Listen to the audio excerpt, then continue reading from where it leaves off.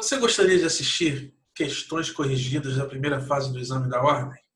Se você quiser assistir, fica comigo.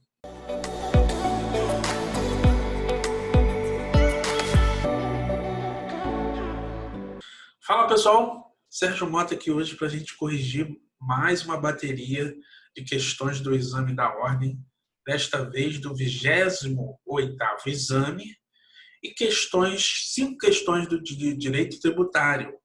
Se você aprovar o conteúdo da correção e gostar da aula, você já pode deixar o seu like, se inscrever no canal e ativar o sininho para receber as notificações das demais aulas que estão por vir.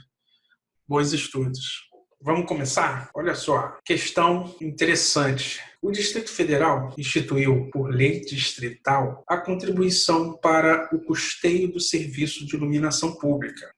Um contribuinte surgiu judicialmente contra tal cobrança, alegando que a instituição pelo Distrito Federal seria inconstitucional. Vamos grifar aqui, inconstitucional, tá vendo? E a gente já sabe que a questão trata de contribuição para o custeio do serviço de iluminação pública, tá, pessoal? Diante desse quadro, assinale a correta, olha que é a correta. Vamos lá verificar as premissas que nós deveríamos saber, que o candidato deveria saber, para poder resolver essa questão da melhor forma possível. Aqui, ó. Então, a gente já delimitou que a questão trata de contribuição para o custeio de serviço de iluminação pública, que está no artigo 149A da Constituição Federal. Tá? Olha lá. Os municípios e o Distrito Federal poderão instituir contribuição na forma das respectivas leis para o custeio do serviço de iluminação pública, observado o disposto no artigo 151 e 3. Esse dispositivo foi implementado na Constituição pela emenda constitucional número 39 de 2002. Vamos ver o parágrafo único. É facultada a cobrança da contribuição a que se refere o caput na fatura de consumo de energia elétrica. Então, pessoal, a maioria de nós pagamos essa contribuição na conta de luz, tá? Fica lá pequenininho, de repente você vai lá, procura e olha, não é que eu pago mesmo esse tributo? Pois é. Então, olha só, a hipótese de incidência e a base de cálculo não foram definidas na Constituição. Em regra, os municípios utilizam um valor fixo ou variável de acordo com o consumo de energia do sujeito passivo, tá? Isso deve estar delimitado na lei municipal que instituiu o tributo, no caso a contribuição. Tá? Pessoal, preciso que você preste atenção aqui, ó. Os municípios e o Distrito Federal. Mas por que o Distrito Federal? Você sabe que o Distrito Federal não é dividido em municípios. Logo, ele tem a competência cumulativa, ou seja, ele exerce a competência tributária cumulativa, ou seja, a competência estadual e a competência municipal. Era isso que a questão queria aferir, se o examinando saberia diferenciar esse tipo de competência no que tange ao Distrito Federal, tá bom? Vamos voltar lá à questão, olha só. Visto isso, pessoal, olha só. Letra A. Então, o Distrito Federal instituiu uma contribuição para custeio do serviço de iluminação pública lá. E o contribuinte se insurgiu alegando a sua inconstitucionalidade. E, diante desse quadro, pede para você avaliar as assertivas abaixo. Ele quer a correta. Olha só, o contribuinte tem razão. Não, o contribuinte não tem razão. O erro, já matei aqui. Uma vez que, em virtude das peculiaridades do Distrito Federal, é a União. Não, a gente viu lá que a competência é dos municípios e do Distrito Federal. Ponto. A União não institui contribuição para o custeio do serviço de iluminação pública. Pois a Constituição não deu essa competência à União, tá? É a União, o ente federal para a instituição da... Não é a União. Aqui, ó, não é. Letra B, o contribuinte tem razão. Não, de novo, não tem razão. Uma vez que, em virtude das peculiaridades do Distrito Federal, é o Estado de Goiás. Não, não é o Estado de Goiás. Nenhum Estado tem competência para instituir contribuição para o custeio do serviço de iluminação pública. O único que exerce essa competência cumulativa é o Distrito Federal. Então, foi longe longe demais essa assertiva, tá? Olha lá, o contribuinte não tem razão. Opa, aqui está correto. Vamos ler o que vem depois. Pois o Distrito Federal possui delegação de capacidade tributária. Não possui delegação de capacidade. Ele possui a competência. O ente que pode instituir o tributo é que pode delegar a capacidade tributária. A capacidade tributária é delegável. A competência não. Então, você teria que saber aqui a diferença entre capacidade e competência. Então, aqui está errado. Tá? Possui delegação, não possui delegação de competência. Ele possui a de capacidade, ele possui a própria competência. Tá? Ó, D, o contribuinte não tem razão, pois o Distrito Federal pode instituir contribuição para o custeio do serviço de iluminação pública, assim como os municípios. Pessoal, verdadeiríssimo. Tá? Ó, letra D é o gabarito da questão. Tá? Você tem a questão, ela pede o conhecimento de competência para a instituição da contribuição do serviço de iluminação pública e quer que você diferencie competência e capacidade tributária. Competência tributária da capacidade tributária. Tá bom? Não vou explicar porque não é o cerne aqui da nossa resolução aqui, de forma rápida aqui, né, para ajudar os candidatos aí que, por vias, né, em função do tempo, tem pouco tempo, aí assiste a aula e vê por que a questão está incorreta e aonde que tem que ir para poder adquirir o conhecimento para responder a questão. Esse é o nosso intuito aqui, tá bom? Ah lá, A2, pessoal, A2.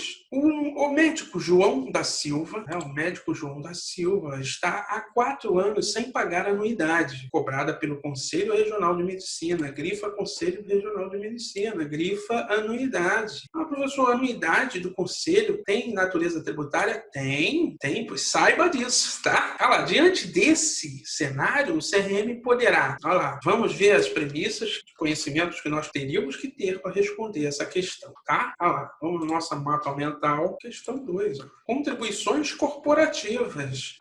Então a questão trata de contribuições corporativas, né? Delimitamos o assunto, né? Eu sempre falo isso, delimite o assunto. Fica bem mais fácil. Eu sempre estudei voltando, muitas vezes eu estudei voltando da questão para o assunto. Porque se é um assunto que é cobrado em prova, se é cobrado na OAB, pode ser cobrado em outros concursos. Então eu vou, se eu não sei, eu volto, né, do exame, da questão para o assunto, delimito e volto, esse assunto eu vou dar uma estudada melhor. Esse é o intuito, tá bom? Olha lá, você já sabe que está no artigo 149 da Constituição. Ela compete exclusivamente à União instituir contribuições sociais de intervenção do domínio econômico, de interesse das categorias profissionais ou econômicas. Essa é a contribuição que nos interessa, a contribuição de interesse das categorias profissionais e econômicas, tá? Então, como instrumento de sua atuação nas respectivas áreas, observado o disposto no artigo 146, 150, ou seja, observar os princípios constitucionais e as limitações ao poder de tributo, perfeito.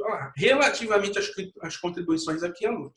Então, visto isso, eu tenho para dizer a vocês o seguinte, a Lei 12.514 de 2011 das contribuições de interesse das categorias profissionais e econômicas. Professor, nunca tinha ouvido falar dessa lei. Pois é, eu estou aqui para te mostrar, né? E assim você aprofundar um pouquinho o seu conhecimento sobre contribuições corporativas. Olha lá, as contribuições, por exemplo, do CRM e dos Conselhos Regionais de Engenharia e Arquitetura possuem natureza tributária e devem observar os princípios e limitações condicionais ao poder de tributar, né? Atenção, a anuidade paga à OAB não se enquadra nessa categoria, tá, pessoal? A OAB é uma entidade sui generis, tá? Ela não está equiparada aos conselhos, tá? Ela tem função institucional própria e é sui generis. Disse isso o STF, tá? E é isso que nós temos que levar para as provas. Cuidado que isso já foi cobrado em prova. Não é objeto aqui da nossa questão, mas já foi cobrado em prova. Por isso que eu coloquei aqui, tá? Se possui natureza tributária, o rito para execução da dívida deve obedecer à Lei 6.830 de 80, porque é uma lei específica. A lei específica sobressai a lei geral, que no caso de execução é o CPC. Tá? Pegou essas dicas? Vamos voltar lá para a questão para poder... Aliás, vamos dar uma olhada na lei? Eu quero olhar essa lei 12.514 com você lá. Dispõe sobre atividade de médico residente, que não nos interessa, e trata das contribuições devidas aos conselhos profissionais em geral. Olha lá, as disposições aplicáveis aos conselhos profissionais, quando não existir disposição de lei específica, são as constantes dessa lei.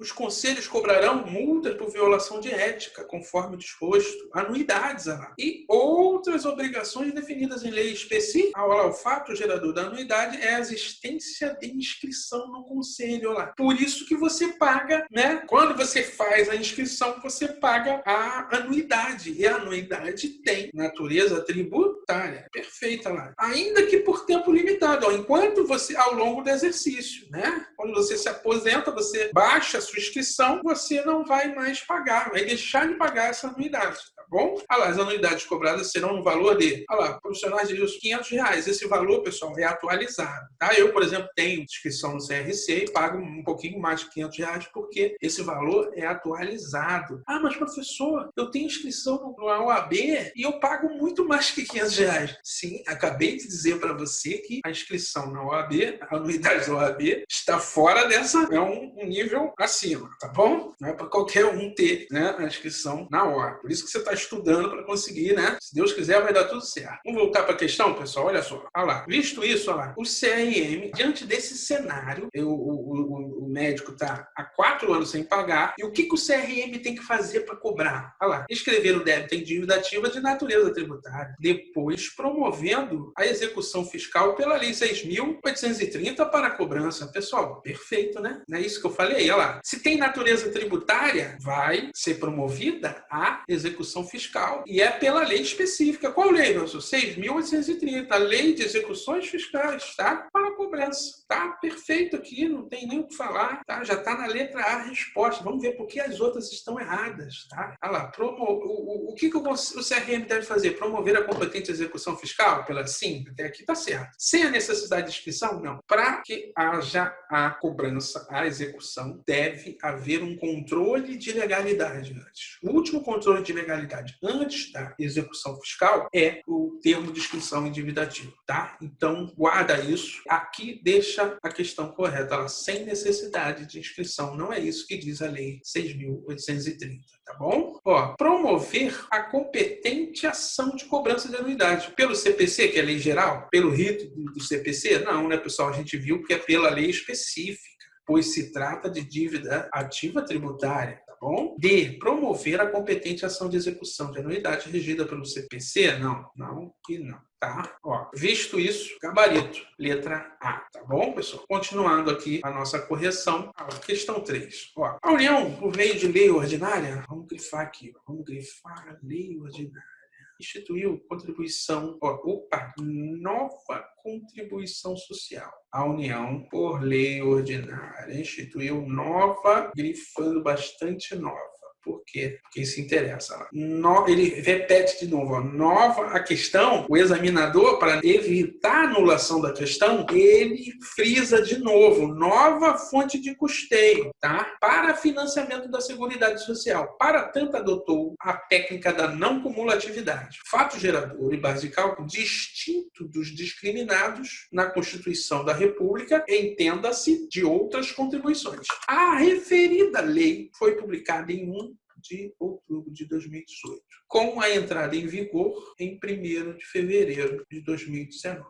Então, temos outubro, novembro, dezembro, janeiro, fevereiro. 5 meses até a entrada em vigor. Tá? Com data de vencimento da contribuição para o dia 1º de março de 2019. A pessoa jurídica XYZ, provavelmente quem vai se insurgir, né? As questões da OAB são assim, né? Pessoas físicas ou jurídicas se insurgem. Não realizou o pagamento, razão pela qual em 10 de março de 2019 foi aconselhada por seu advogado a propor ação declaratória de inexistência de relação jurídica em face da União. Assinale a opção que indica o fundamento que poderá ser alegado para contestar a nova contribuição na Justiça. Entenderam, pessoal? Então, vamos ver as premissas que deveríamos saber para resolver essa questão. Questão muito boa, tá? Questão boa que trata de contribuição residual para a Seguridade Social. Olha lá, artigo 195 da Constituição. A Seguridade Social será financiada por toda a sociedade, de forma direta e indireta, nos termos da lei, mediante recursos provenientes dos orçamentos da União, dos Estados, do Distrito Federal e dos municípios, municípios. E das seguintes contribuições, aí pula para o parágrafo 4º. A lei poderá instituir outras fontes destinadas a garantir a manutenção ou expansão da Seguridade Social, obedecido o artigo 154.1.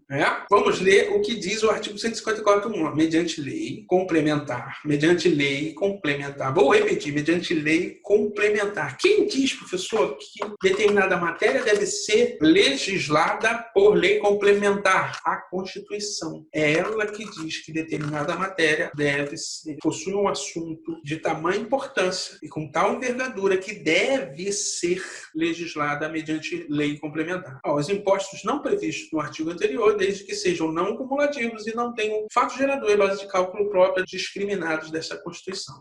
Parágrafo 6º do 195. As contribuições sociais de que trata este artigo só poderão ser exigidas após decorridos 90 dias da data da publicação da lei que as houver instituído ou modificado, não se lhes aplicando o princípio da anterioridade comum, ou seja, só se aplica a anterioridade nonagesimal. Então, tendo sido publicada uma lei que instituiu uma contribuição social ou uma nova contribuição social, essa lei só terá efetividade 90 dias depois de publicada. Não interessa a vigência. Se ele falar, entra em vigor na data da publicação, só vai ter efetividade, ou seja, valer no caso concreto 90 dias depois. Então, a questão queria saber a diferença entre validade, que é a norma estar de acordo com a Constituição, ou seja, é seguir o rito, legislativo correto, o ciclo para sua formação, vigência, que é cumprir o ciclo para valer em abstrato, e a efetividade. A efetividade é cumprir o princípio, os princípios da não surpresa, que nada mais é do que o princípio da anterioridade comum e da anterioridade nonagesimal. No caso aqui, ela é exceção à anterioridade comum. Assim, a União pode instituir contribuições residuais para a Seguridade Social, desde que a instituição se dê por meio de lei complementar. 2. A nova contribuição seja não cumulativa, ou seja, o que foi pago antes pode ser abatido para quem vai pagar depois, vale como crédito. Perfeito. 3. Não haja coincidência com o fato gerador e base de cálculo com a hipótese de incidência de outras contribuições, disse o STF. Por quê? O 154.1 fala que os impostos, mediante lei complementar, impostos não compreendidos, a União pode estabelecer impostos residuais, desde que base de cálculo e fato gerador próprios dos discriminados, ou seja, não poderia a União instituir imposto residual sobre serviço. Por quê? Porque já tem o ISS, aí daria conflito. Esse é o entendimento sobre esse caso. Então, pessoal, tendo visto isso, vamos voltar lá para a nossa questão para ver o que está errado. Assinale a opção que indica o fundamento que poderá ser alegado para contestar a... Pessoal, ela somente poderia ser instituída por lei complementar. Isso aqui não importa o que você vai pensar. Isso aqui é verdade, Por quê? Ele foi bem claro. Esse aqui já é o gabarito que... Isso aqui pode ser alegado para contestar. Vou analisar as próximas. Porque aqui, foi instituído por lei ordinária, que não poderia correr, tá? Então, o gabarito seria isso aqui, tá? Só poderia... ela violou o princípio da anterioridade anual? Não, porque essa contribuição, conforme a gente leu, é exceção ao princípio da anterioridade anual, tá? Não violou. Por quê? Porque ela é exceção, tá? Vou botar vermelho aqui. Porque ela é exceção, tá bom? Ela violou o princípio da anterioridade nonagesimal? Não, pessoal. Por quê? Foi publicada em 1 de janeiro de 2018. Ela não entrou em vigor, em fevereiro? 5 meses? Então, mais de 90 dias. Não violou o princípio da... Então, aqui, o erro está aqui, Violou? Não violou. Ela somente poderia ser instituída por emenda constitucional? Pessoal, a Constituição não institui tributo. A Constituição, ela delega competência. É o povo delegando competência para os entes cobrar tributos para se manter e promover o bem comum, tá? Então, aqui, ela somente poderia ser... Ela não poderia ter, em nenhuma hipótese, instituída por emenda constitucional, tá bom? 4. Olha só, pessoal. Pedro tem 3 anos de idade e é proprietário de um apartamento.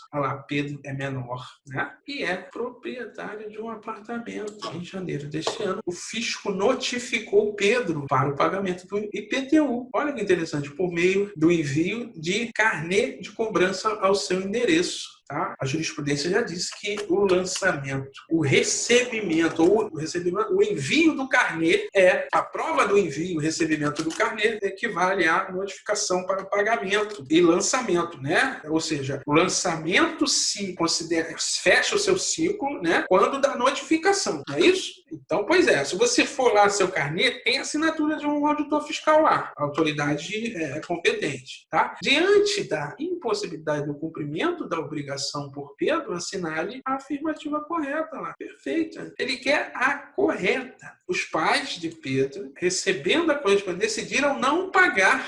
Impressionante, viu? Se fosse assim, todo mundo colocaria os imóveis no nome dos filhos menores e deixariam de pagar imposto. Isso não ocorre, tá, pessoal? A gente trata aqui da responsabilidade tributária. Vamos ver o que a gente tinha que saber para resolver a questão 4 lá.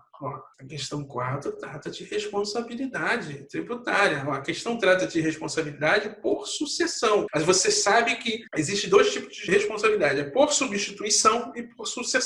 Isso a gente vê no curso quando é bem dado, quando o professor tem tempo, né, para dar, para explicar, porque esse tipo de conhecimento nessa prova faz uma diferença, entendeu? Olha lá, a questão trata de responsabilidade por sucessão. No caso concreto, que existem mais de uma responsabilidade por sucessão. Não é o caso aqui. Eu quero tratar apenas dentro da responsabilidade de sucessão a responsabilidade de terceiros, que são os pais, olha lá, que se dá após a ocorrência. Esse tipo de responsabilidade se dá após a ocorrência do fato gerador. Quem é o contribuinte do IPTU nessa questão? Até num caso concreto, é o filho de 3 anos, sem problema nenhum. Só que os pais, se deixarem de pagar, são responsáveis pelo pagamento do tributo. Tá lá, artigo 134 do CTN, lá, nos casos de impossibilidade e exigência do cumprimento da obrigação principal pelo contribuinte, tá vendo? A impossibilidade de exigência do cumprimento da obrigação principal pelo contribuinte, que é o caso, né, que é o filho de 3 anos, ó, respondem solidariamente, portanto, não há benefício de ordem, tá? Com este, ou seja, com o filho, nos atos em que intervierem ou pelas omissões de que forem responsáveis. Os pais não são responsáveis pela omissão do pagamento? A questão frisou isso. Logo, ela queria esse tipo de conhecimento, né? Você tem que ser inteligente até para isso. Se o examinador frisou para evitar a anulação da questão, é lógico, olha lá, o primeiro inciso, o inciso 1, olha lá, os pais pelos tributos devidos pelos filhos menores. Perfeito. Então agora eu vou lá e vamos resolver a questão, olha lá. Ó, assinale a correta. Os pais de Pedro devem pagar o tributo na qualidade de substitutos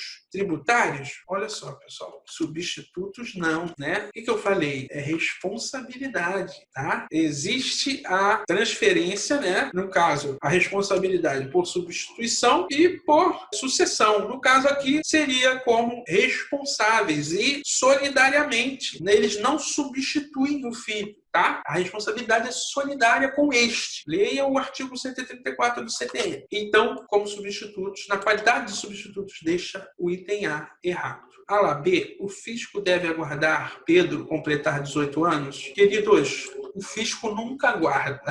Tá? Guarda isso. O fisco nunca aguarda, né? É impossível.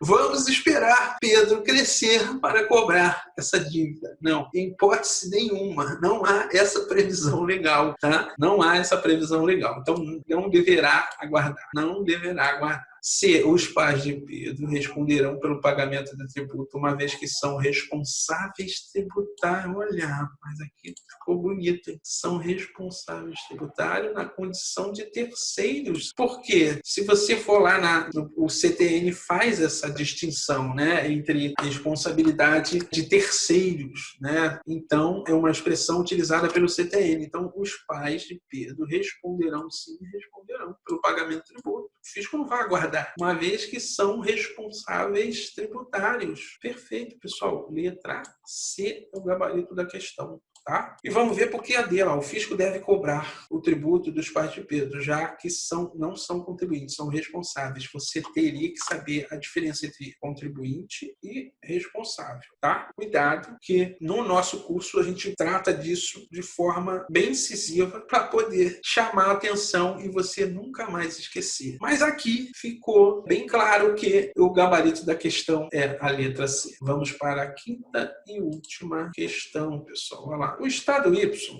vamos frisar, o Estado Y lavrou auto de infração em face da pessoa jurídica para a cobrança de créditos, impostos sobre a circulação de mercadoria e prestação de serviço, ou seja, o ICMS. Então, o Estado lavrou o auto de infração. Ah, professor, eu nem sei o que é auto de infração. Pois é, por isso que no nosso curso eu trouxe para vocês um exemplo de auto de infração para você conhecer uma das formas de constituição do crédito tributário. Eu trouxe um exemplo para você. Porque quando você lê a questão, quando você viu já o que é, já perde aquele... Não, eu sei o que é um auto de infração, né? Ainda mais de ICMS.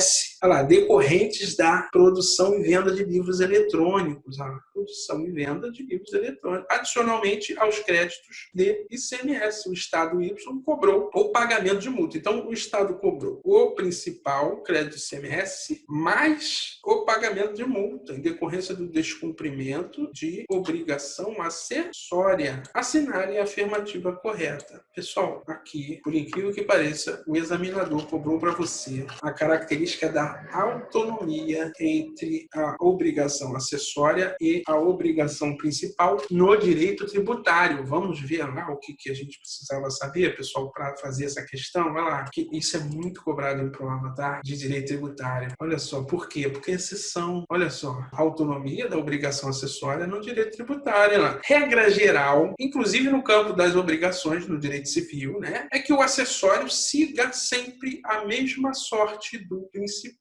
A isso refere-se o princípio da gravitação jurídica. Ah, professor, eu tinha que saber tudo isso? Não, você só tinha que saber que é o seguinte, regra geral, principalmente no direito das obrigações, olha lá, o acessório segue a mesma sorte do principal. Então, se o principal foi perdoado, né, ou houve remissão em relação à obrigação principal, também entende-se que tudo que é acessório estará perdoado. Como é um exemplo, tá? Isso não acontece no direito tributário, tá, pessoal? Isso é que é importante vocês saberem. Por quê? Porque o examinador sabe disso e cobrou isso na prova, tá? Ah, professor, isso é maldade. Não, é maldade. O examinador quer que você, para ser advogado, você tem que ter esse tipo de conhecimento mais aprofundado, né, sobre o direito tributário. Olha lá, o direito tributário não segue a mesma lógica do direito civil e as obrigações acessórias podem existir ainda que sem a obrigação principal. Ah, professor, você tem que me dar um exemplo para... Pô, Sérgio, um exemplo para eu poder entender. Ó, e isso, é claro, pode e deve cair em prova de concursos e exames, pois se trata de uma exceção, lógico, né, pessoal? Vamos ver lá. Vou te dar um exemplo aqui, ó. Vamos o artigo 9º e 14 do CTN. Vamos lá ver, pessoal? Eu quero que você veja. Olha aqui, ó. Eu estou trazendo aqui para você entender. Olha lá. É vedado à União, aos estados, ao Distrito Federal e municípios, olha lá, cobrar imposto sobre patrimônio, renda e serviços uns dos outros. Cobrar imposto sobre templos de qualquer culto,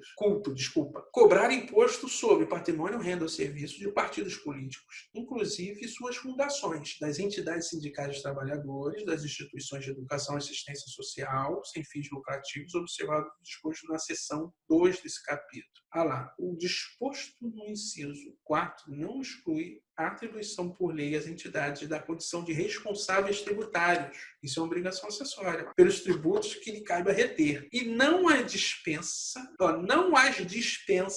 da prática de atos previstas em lei assecuratórios do cumprimento de obrigações tributárias por terceiros. Ah lá. Então, ele pedia o conceito de obrigação principal, que é obrigação de dar tributo, e obrigação acessória, que é a obrigação de fazer e não fazer, no intuito de resguardar o cumprimento da obrigação acessória, a obrigação principal, desculpa, no intuito de resguardar o cumprimento da obrigação principal. Por isso existe a acessória, tá? Ah, o artigo 14, ó. O disposto na linha C do inciso 4, ó, no caso de patrimônio, renda e serviços de partidos políticos, fundações, entidades sindicais, instituições de educação, olha lá, é subordinado às seguintes observância dos seguintes requisitos pelas entidades, nele referidas a manterem a escrituração de suas receitas e despesas em livros revestidos de formalidades capazes de assegurar sua exatidão. Ou seja, ele tem que manter livros obrigatórios pela legislação contábil e fiscal, tá? Ainda que não paguem a obrigação principal, que é o quê? O imposto. Então, professor, essas entidades, esse pessoal isso está na Constituição, é uma imunidade, tá? O pessoal está no CTN, mas também está na Constituição, é uma imunidade isso. Então, apesar das entidades serem imunes, ou seja, não são obrigadas a cumprir a obrigação principal no que tange a imposto, elas têm que manter escrituração de livro fiscal, são responsáveis tributários pelos tributos que têm que reter, ou seja, elas retêm para o fisco e não as dispensa de atos, da prática de atos assecuratórios do cumprimento de obrigações tributárias por terceiros. Então, olha a gama de obrigações acessórias que elas continuam fazendo, ainda que não paguem a obrigação, não quitem a obrigação principal. Visto isso, vamos voltar para a nossa questão. Olha lá. A imunidade tributária em relação a livros eletrônicos.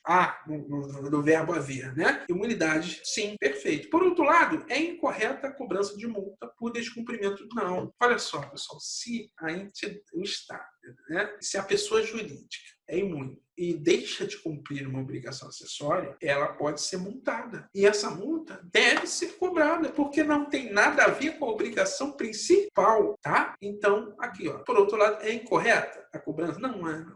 Pessoal, tá aqui, ó, a imunidade B, a imunidade tributária em relação a livros eletrônicos. Perfeito. No entanto, tendo em vista a previsão legal, é correta a cobrança de multa. Perfeito, pessoal, tá? Não tem o que falar. Gabarito, letra B, tá? Ou seja, a obrigação acessória existe ainda que não exista a principal. São autônomas no direito tributário. Logo, se ele deixa de cumprir a obrigação acessória, ela provavelmente vai ser multada e essa multa é legal, tá? Perfeitamente legal. Então, vamos ver por que a C está errada. Olha lá, é correta a cobrança de ICMS, uma vez que a imunidade somente abrange papel. Não, pessoal, não. A imunidade abrange livros eletrônicos. Isso tem até súmula vinculante, tá? Abrange somente papel, deixa errado. Tá? Isso aqui todo mundo sabe, né? Você tem que olhar as súmulas de direito tributário. Eu não quis trazer para não baralhar a sua. Eu queria frisar a autonomia entre a obrigação principal e acessória no direito tributário, tá? Somente papel deixa a assertiva incorreta. É correta a cobrança de ICMS, uma vez que a imunidade somente abrange papel. Não, somente abrange papel, de novo. Esse é o erro da assertiva. Pessoal, espero que tenha acrescentado alguma coisa para vocês. Espero que tenha ajudado. Nosso intuito é ajudar, tá? Um forte abraço e até a próxima.